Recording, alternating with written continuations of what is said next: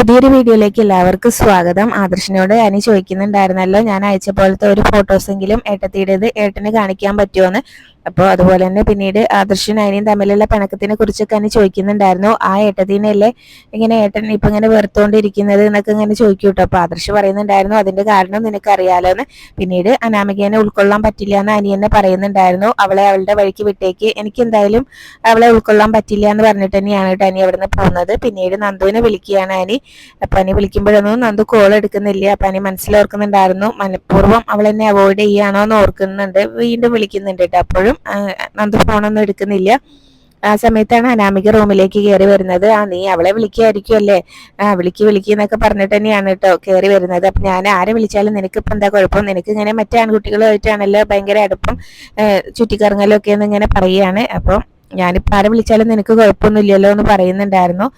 പിന്നെ അത് മാത്രമല്ല, അവളിങ്ങനെ നന്ദു ആണെങ്കിലും SI ആയിട്ട് വരാൻ പോവുകയാണ് എന്നൊക്കെ പറയുന്നുണ്ടായിരുന്നു. നിന്നെ പോലെ ഒന്നല്ല, ഒരുപാട് സമാനതകളില്ലാത്ത പെൺകുട്ടിയാണ് അവളെന്ന് പറയുന്നുണ്ടായിരുന്നു. കരാട്ടയും കളരിയും ഒക്കെ പഠിച്ചിട്ടുണ്ട്. അവളൊരു SI മാത്രമല്ല ഒരു ഫൈറ്ററും കൂടിയാണെന്ന് പറയാൻ കേട്ടോ. SI ആവുന്നത് വലിയ കാര്യമൊന്നുമില്ല എന്ന് അനാമിക പറയുന്ന സമയത്ത്, അപ്പൊ മറ്റുള്ളവരെ ബോധ്യപ്പെടുത്താൻ വേണ്ടിയിട്ട് മാത്രമാണ് ഞാൻ ഈ റൂമിൽ കഴിയുന്നത്, അല്ലെങ്കിൽ ഈ വീട്ടിൽ ഒരുപാട് മുറികളുണ്ട്, മറ്റൊരു റൂമിലേക്ക് ഞാൻ പോയിരുന്നേനെ എന്ന് പറയുന്ന സമയത്ത്, അങ്ങനെ പോയിട്ടുണ്ടെങ്കിൽ പിന്നെ നിനക്ക് സൗകര്യമായല്ലോ അവൾ വിളിക്കാൻ, വീഡിയോ കോളും ചെയ്യാം എന്നൊക്കെയാണ് കേട്ടോ പറയുന്നത്. അപ്പൊ എനിക്കാണെങ്കിലും ആകെ ദേഷ്യമാണ്.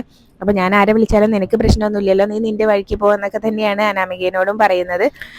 അപ്പോഴാണെങ്കിൽ അനാമിക തിരിച്ചു പറയുന്നുണ്ടായിരുന്നു, നീ ആരെ വിളിച്ചാലും എനിക്ക് പ്രശ്നമില്ലായിരുന്നു, ആ നന്ദു എന്ന് പറയുന്നവളെ ഒഴിച്ച് മറ്റാരെ വിളിച്ചാലും എനിക്ക് പ്രശ്നമില്ല, നീ ആരെ സ്നേഹിച്ചാലും പ്രശ്നമില്ല, പക്ഷെ ആ നന്ദു എന്ന് പറയുന്നവളോട് എനിക്കിങ്ങനെ വെറുപ്പാണ് എന്നൊക്കെ പറഞ്ഞിട്ട് തന്നെയാണ് കേട്ടോ അനാമിക അവിടെ നിന്ന് പോകുന്നത്. പിന്നീട് നൈനി ആണെങ്കിലും റൂമിലിരുന്ന് ആദർശിന്റെ ഡ്രസ്സൊക്കെ മടക്കി വെച്ചുകൊണ്ടിരിക്കുകയാണ്. അപ്പോഴാണ് ആദർശ് റൂമിലേക്ക് കയറി വരുന്നത്. അപ്പോൾ നീ ഇവിടേക്കാണോ വന്നത് എന്നാണ് കേട്ടോ ആദ്യം തന്നെ നൈനിനോട് ചോദിക്കുന്നത്. അപ്പൊ ഞാൻ ഇവിടേക്കല്ലേ വരേണ്ടിയിരുന്നത് എന്നൊക്കെ ഇങ്ങനെ വീണ്ടും നൈന അങ്ങോട്ട് ചോദിക്കുന്നുണ്ടായിരുന്നു. അപ്പൊ നീ കമ്പനിയിൽ നിന്ന് ഇങ്ങോട്ടാണ് വരുന്നതെന്ന് അറിഞ്ഞിട്ടുണ്ടെങ്കിൽ ഞാൻ ഇങ്ങോട്ട് വരില്ലായിരുന്നു എന്ന് പറയൂ കേട്ടോ. അതിന്റെ കൂടെ തന്നെ ആദർശ് പറയുന്നുണ്ടായിരുന്നു, നിന്റെ പ്രസൻസ് ആഗ്രഹിച്ചിരുന്ന ഒരു ഇതൊക്കെ എനിക്കുണ്ടായിരുന്നു, പക്ഷെ ഇപ്പോൾ നിന്റെ പ്രസൻസ് ഞാൻ ആഗ്രഹിക്കുന്നില്ല, നിന്നെ കാണുന്നത് പോലും എനിക്ക് വെറുപ്പാണെന്ന് നൈനയുടെ മുഖത്ത് നോക്കി അങ്ങ് പറയുന്ന സമയത്ത് നൈനയ്ക്കാണെങ്കിലും ആകെ സങ്കടമാവുന്നുണ്ട് കേട്ടോ. അപ്പൊ നൈന തിരിച്ചും ചോദിക്കുന്നുണ്ടായിരുന്നു, എന്നെ കാഴ്ച കാണുന്നത് അത്രയ്ക്കും ഇഷ്ടമല്ലാതായോ എന്ന് ചോദിക്കുകയാണ്. അപ്പൊ ആദർശ് ഇഷ്ടമല്ലാന്ന് തന്നെ തുറന്നു പറയുകയും ചെയ്യുന്നുണ്ട്. പിന്നീട് നൈനയാണെങ്കിലും പറയാണ്, ഞാൻ ആദർശേട്ടനോട് ഒരു തെറ്റും ചെയ്തിട്ടില്ലല്ലോ, പിന്നെ ഇങ്ങനെ പിണങ്ങി നടക്കാനുള്ള കാരണം എന്താണെന്ന് എനിക്ക് അറിയണം എന്ന് പറയും. അപ്പോഴാണ് ആദർശ് പറയുന്നത്, നിന്നെ കാരണം ബോധ്യപ്പെടുത്തലല്ല എന്റെ പണി എന്ന് പറയൂ കേട്ടോ. അപ്പോൾ അതെനിക്ക് പറയാനും താല്പര്യമില്ല എന്ന് പറയുന്നുണ്ടായിരുന്നു. അപ്പൊ നയനത് അറിഞ്ഞേ തീരൂ എന്നുള്ളതിലൊക്കെ സംസാരിക്കുന്നുണ്ട്, എനിക്കത് അറിയണം എന്നൊക്കെ പറയുന്നുണ്ടായിരുന്നു. പക്ഷെ ആദർശ് പറയുന്നൊന്നുമില്ല. പിന്നീട് നയന പറയുന്നുണ്ടായിരുന്നു, എന്റെ ജീവിതത്തിൽ ഞാൻ ആദർശേട്ടനോട് ഒരു കാര്യം മാത്രമേ മറച്ചു വെച്ചിട്ടുള്ളൂ, ആ ഒരു കാര്യം പറയാൻ വേണ്ടിയിട്ടാണ് ഞാൻ ആദർശേട്ടന്റെ അടുത്തേക്ക് വന്നത് എന്ന് പറയും. ഇനിയിപ്പോ നീ മറച്ചു വെച്ച കാര്യം പറഞ്ഞിട്ടുണ്ടെങ്കിലും എനിക്ക് നിന്നോടുള്ള വെറുപ്പ് മാറുന്നു തോന്നുന്നില്ല എന്ന് പറയാൻ കേട്ടോ. അതുകൊണ്ട് എനിക്കത് അറിയാനും താല്പര്യമില്ല എന്നൊക്കെയാണ് പറയുന്നത്. പിന്നീട് ആദർശാണെങ്കിലും പറയാണ്, നീ ഇവിടേക്ക് വരുന്ന അറിഞ്ഞിരുന്നെങ്കിൽ ഞാൻ ഇങ്ങോട്ട് വരാതെ വേറെ മറ്റെവിടെയെങ്കിലും റൂം എടുത്ത് താമസിച്ചേനെ എന്നൊക്കെ പറഞ്ഞിട്ടാണ് അവിടുന്ന് പോകുന്നത്. പിന്നീട് നൈനയ്ക്കാണെങ്കിലും ആദർശ് അങ്ങനെയൊക്കെ പറഞ്ഞപ്പോൾ ഭയങ്കര സങ്കടമായിട്ടോ. അതുപോലെ തന്നെ പിന്നീട് ജയനും അജയനും കൂടെ സംസാരിക്കുകയാണ്. നൈനയുടെയും ആദർശിന്റെയും കാര്യം തന്നെയാണ് സംസാരിച്ചുകൊണ്ടിരിക്കുന്നത്. അജയൻ പറയുന്നുണ്ടായിരുന്നു, നൈന മോൾ ഇപ്പൊ നമ്മുടെ കമ്പനിയിലെ ഒരു ജീവനാടിയാണ്, അതുകൊണ്ട് ഇങ്ങനെ മോളെ ഇങ്ങനെ അകറ്റി നിർത്തുന്നത് ശരിയല്ല എന്നുള്ളതിലൊക്കെ തന്നെയാണ് സംസാരിക്കുന്നത്. അപ്പോഴാണ് നൈന അവിടേക്ക് വരുന്നത് കേട്ടോ. അപ്പൊ ആദർശിന്റെ പിണക്കും കാര്യങ്ങളൊക്കെ പറയാൻ വേണ്ടിയിട്ട് പരാതി പറയാൻ തന്നെയാണ് അജയന്റെയും അതുപോലെ തന്നെ ജയന്റെയും അടുത്തേക്ക് വന്നിട്ടുള്ളത്. വന്നിട്ട് പറയുന്നുണ്ടായിരുന്നു, ആദർശേട്ടന്റെ പ്രശ്നം എന്താന്ന് എന്നോട് പറയുന്നില്ല, എനിക്ക് മുഖം പോലും തരുന്നില്ല ആദർശേട്ടൻ എന്നൊക്കെ ഇങ്ങനെ സംസാരിച്ചുകൊണ്ട് നിൽക്കുമ്പോൾ ജലജ ആണെങ്കിലും ഇവരുടെ സംസാരം കേട്ട് ഇങ്ങനെ ഇറങ്ങി വരുന്നുണ്ടായിരുന്നേ. അവിടെ നിന്നിട്ട് പിന്നെ എല്ലാം കേൾക്കുന്നുണ്ട് കേട്ടോ.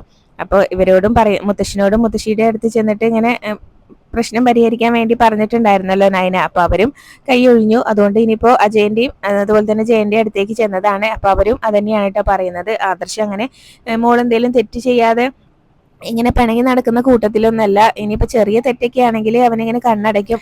ഇതിപ്പോ എന്തോ കാര്യമായിട്ട് സംഭവിച്ചിട്ടുണ്ട്, മോൾ എന്തെങ്കിലും തെറ്റ് അവനോട് ചെയ്തിരുന്നോ എന്ന് ചോദിക്കുന്നുണ്ട് കേട്ടോ. അപ്പൊ നയന പറയുന്നുണ്ടായിരുന്നു, എനിക്കൊന്നും ഓർമ്മ കിട്ടുന്നില്ല, ഒന്നും എന്റെ ഓർമ്മയിലില്ല എന്ന് പറയട്ടെ. അപ്പൊ അതെന്താണെന്ന് പറഞ്ഞാലല്ലേ, ഞാൻ ചെയ്ത തെറ്റ് എന്താന്ന് പറഞ്ഞാലല്ലേ എനിക്കും അത് മനസ്സിലാവുള്ളൂ എന്ന് പറയാണ്. പിന്നീട് എന്നെ ജ്വല്ലറിയിലേക്ക് വരാനൊന്നും ആദർശേട്ടൻ പറയുന്നില്ല എന്നൊക്കെ അങ്ങനെ നയന അവരോട് പറയുന്നുണ്ടായിരുന്നു കേട്ടോ. അപ്പൊ മോളുടെ സേവനം വേണ്ടെന്നൊക്കെ ഇടയ്ക്ക് അവൻ ഇങ്ങനെ പറയുന്നത് കേട്ടു എന്നൊക്കെ ഇങ്ങനെ അവരും അങ്ങ് തട്ടി വിട്ടു കൊടുക്കുന്നുണ്ട്. അതുകൊണ്ട് തന്നെ പിന്നീട് നയനയ്ക്കാണെങ്കിലും അതൊക്കെ കേൾക്കുന്ന സമയത്ത് ഭയങ്കര വിഷമമാണ് കേട്ടോ. അപ്പൊ ഞാൻ ഇവിടെ ഇല്ലാത്ത സമയത്ത് ഇനി ഇനിയിപ്പോ ആദർശേട്ടന്റെ മനസ്സിലേക്ക് ആരെങ്കിലും എന്തെങ്കിലുമൊക്കെ ഇങ്ങനെ പറഞ്ഞ് എന്തെങ്കിലും കുത്തിവെച്ച് കൊടുത്തോന്നും അറിയില്ലല്ലോ എന്നൊക്കെ ഇങ്ങനെ പറയുകയാണ് നയന. അപ്പൊ അതൊക്കെ ഞാൻ എന്നോട് പറഞ്ഞാലല്ലേ, ആദർശേട്ടൻ എന്നോട് പറഞ്ഞാലല്ലേ ഞാൻ അറിയുള്ളൂ. ഇനിയിപ്പോ എന്നോട് പറഞ്ഞില്ലെങ്കിലും അച്ഛനോടെങ്കിലും ഒന്ന് തുറന്നു പറഞ്ഞൂടെ ആദർശേട്ടനെ എന്ന് പറയുകയാണ് കേട്ടോ. പിന്നെ അത് മാത്രമല്ല, അജയനാണെങ്കിലും ഒക്കെ പറയുന്നുണ്ടായിരുന്നു, നിങ്ങൾ തമ്മിലുള്ള പ്രശ്നങ്ങൾ നിങ്ങൾ തന്നെ പരിഹരിക്കണം എന്ന് പറയാണ്. അങ്ങനെ മറ്റുള്ളവരെ പോലെയൊന്നും അല്ലല്ലോ നിങ്ങൾ, നിങ്ങൾക്ക് നല്ല രണ്ടുപേരും അങ്ങനെ നല്ല കാര്യം ഇതൊക്കെ നോക്കാൻ കഴിവുള്ളവരാണല്ലോ, അതുകൊണ്ട് നിങ്ങൾ തമ്മിലുള്ള പ്രശ്നം നിങ്ങൾ തന്നെ തീർക്കണം എന്നാണ് കേട്ടോ അവരും പറയുന്നത്, മുത്തശ്ശനും മുത്തശ്ശിയും പറഞ്ഞ പോലെ തന്നെ. അപ്പൊ അതും കൂടെ കേൾക്കുമ്പോൾ എനിക്ക് ആകെ സങ്കടമാവുന്നുണ്ട്. അപ്പൊ ജലജയ്ക്കാണെങ്കിലും ഇതെല്ലാം കേട്ട് ഭയങ്കര സന്തോഷമാണ് കേട്ടോ. അപ്പൊ ആദർശാണെങ്കിലും ഇങ്ങനെ ഭയങ്കര ദേഷ്യത്തിലും ഒക്കെ തന്നെയാണല്ലോ നൈനിനോട് സംസാരിക്കുന്നതും. ഇപ്പൊ മോളുടെ ഇങ്ങനെ സേവനം ആവശ്യമില്ല എന്നുള്ള രീതിയിലൊക്കെ തന്നെയാണ് അവനും മുന്നോട്ട് പോകുന്നത്. മോള് ഇവിടെ ഇല്ലെങ്കിലും കുഴപ്പമില്ല എന്നുള്ള രീതി തന്നെയാണ് പോകുന്നതെന്നൊക്കെ ഇങ്ങനെ പറയുന്നുണ്ടായിരുന്നു നൈനിനോട്. അതൊക്കെ കേൾക്കുന്ന സമയത്തും നൈനയ്ക്ക് ആകെ വിഷമാവുന്നുണ്ട് കേട്ടോ. അപ്പൊ അജയനും അതിനെ സപ്പോർട്ട് ചെയ്താണ് സംസാരിക്കുന്നത്. പ്രശ്നങ്ങൾ അവർ തമ്മിൽ തന്നെ തീർക്കണം, ഭാര്യയും ഭർത്താവും തന്നെ തീർക്കണം എന്നുള്ള രീതിയിൽ തന്നെയാണ് കേട്ടോ അജയനും സംസാരിക്കുന്നത്. ആകെ സങ്കടമാവുന്നുണ്ട്. പിന്നീട് ഇനിയിപ്പോ ദേവയാനിക്ക് മാത്രമാണ് ആദർശിനെ ഇങ്ങനെ സ്വാധീനിക്കാൻ പറ്റുള്ളൂ. ഇനിയിപ്പോ ദേവയാനി എന്തെങ്കിലും ഇങ്ങനെ പറഞ്ഞു കൊടുത്തോന്ന് അറിയില്ല, മോള് ഇവിടെ ഇല്ലാത്ത സമയത്ത് എന്നൊക്കെ ഇങ്ങനെ പറയുന്നുണ്ടായിരുന്നു നയനയോട്. അപ്പൊ അമ്മ ഒരിക്കലും അങ്ങനെ വേണ്ടാത്തൊന്നും ഇങ്ങനെ ആദർശേട്ടനോട് പറഞ്ഞു കൊടുക്കില്ല എന്നിങ്ങനെ പെട്ടെന്ന് അങ്ങനെ അതിനെ പറയുന്നുണ്ടായിരുന്നു കേട്ടോ. അതെങ്ങനെ മോൾക്കറിയാം, അവനെ സ്വാധീനിക്കാൻ പറ്റുന്ന ഒരാൾ ദേവയാനി മാത്രമാണ് എന്ന് പറയും. എന്തായാലും മോളിങ്ങനെ ചെന്നിട്ട് ഇങ്ങനെ അമ്മയോട് ചോദിച്ചു നോക്കുമെന്ന് ഇങ്ങനെ പറയും ജയനാണെങ്കിലും. അപ്പോൾ അജയൻ ചോദിക്കുന്നുണ്ടായിരുന്നു, മോള് ചെന്ന് ചോദിച്ചാൽ ഏട്ടത്തി ഇങ്ങനെ തുറന്നു പറയുമോന്ന് ചോദിക്കുകയാണ്. ചിലപ്പോൾ ദേഷ്യത്തിൽ ചിലപ്പോൾ അതൊക്കെ വിളിച്ച് പറഞ്ഞു എന്ന് വരും എന്ന് പറയാനുണ്ട്. അപ്പൊ അതിന് സങ്കടത്തിൽ അവിടെ നിന്ന് അങ്ങ് പോവാണ്.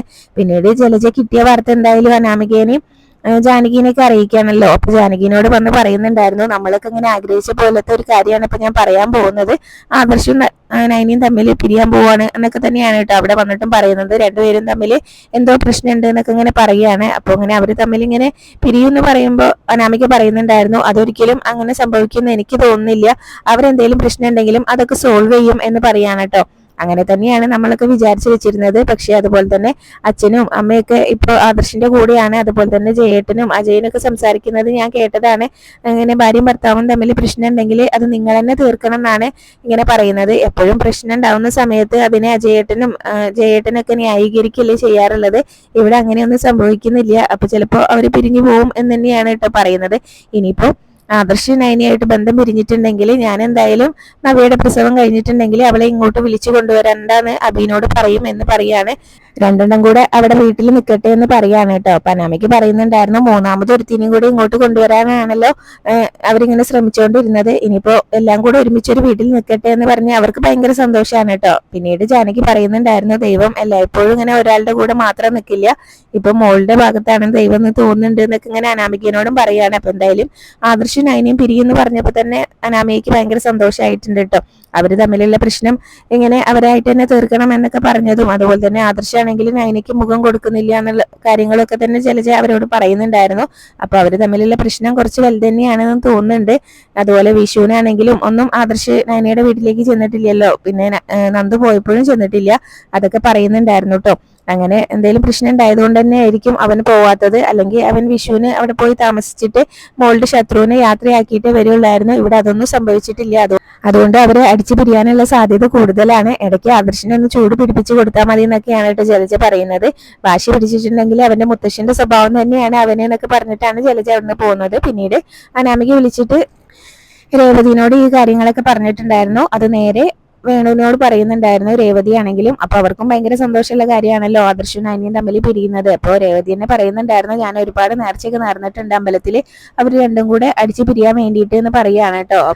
അപ്പോ വേണു ആണെങ്കിലും പറയുന്നുണ്ടായിരുന്നു, അനാമിക മോള് വിളിച്ചപ്പോൾ പറഞ്ഞിട്ടുണ്ടായിരുന്നു ആദർശും നൈനിയും തമ്മിൽ പിണക്കത്തിലാണ് എന്നുള്ളത്, പക്ഷെ ഇങ്ങനെ ഇത് ഡിവോഴ്സിന്റെ വക്കിലാവുമെന്ന് അറിയില്ലായിരുന്നു എന്നൊക്കെ പറയാണ്. അപ്പോൾ രേവതി പറയുന്നുണ്ടായിരുന്നു കേട്ടോ, അങ്ങനെ ഉടനെ തന്നെ ഡിവോഴ്സ് ആവുമെന്ന് തോന്നുന്നുണ്ട് എന്നൊക്കെ ഇങ്ങനെ പറയുന്ന സമയത്ത് ഇനിയിപ്പോ മൂർത്തി സാറ് പ്രശ്നം പരിഹരിക്കോ എന്നൊക്കെ ഇങ്ങനെ വേണു ചോദിക്കുമ്പോൾ അങ്ങനെയൊന്നും ഉണ്ടാവില്ല എന്നാണ് മോള് പറഞ്ഞത്, അതിനുള്ള സാധ്യത ഇല്ല എന്നാണ് മോള് പറഞ്ഞതെന്നൊക്കെ പറയുമ്പോൾ എന്തായാലും നൈന അവളുടെ വീട്ടിലേക്ക് പോയിട്ടുണ്ടെങ്കിൽ ഇനിയിപ്പോ നമ്മുടെ മോൾ അവിടെ എന്ത് അഹങ്കാരം കാണിച്ചിട്ടുണ്ടെങ്കിലും അവർക്ക് അതൊക്കെ കണ്ണടച്ചേ പറ്റുള്ളൂ. കാരണം എല്ലാ മരുമക്കളും കല്യാണം കഴിച്ച് വന്ന മരുമക്കൾ വീട്ടിൽ തിരിച്ചു പോയി നിന്നിട്ടുണ്ടെങ്കിൽ അതിങ്ങനെ അനന്തപുരിക്കാർക്ക് തന്നെയല്ലേ നാണക്കേട്.